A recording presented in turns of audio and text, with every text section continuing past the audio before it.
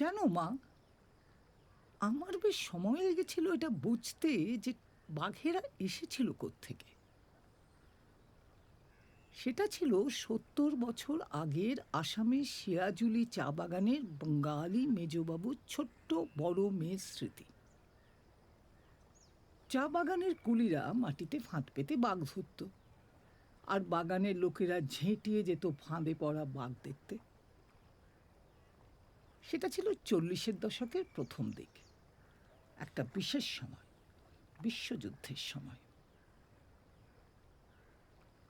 তোমাকে কি কেউ বুঝিয়ে বলেছিল জাপান চীনের সীমান্ত আক্রমণ করেছিল, আর আমেরিকা চাইতো জাপানকে নাস্তানাবুদ করতে চীনের মাধ্যমে? তাই তোমার চারপাশের জগৎটা পাল্টে গেল। জঙ্গল ধ্বংস হলো, এসে পৌঁছলো অনেক মালগাড়ি, বিশাল সব যন্ত্রপাতি, অচেনা চেহারা আর অজানা ভাষার প্রচুর মানুষজন, আর ভেঙে পড়া এরোপ্লেনের স্তূপীকৃত চকচকে অ্যালুমিনিয়াম।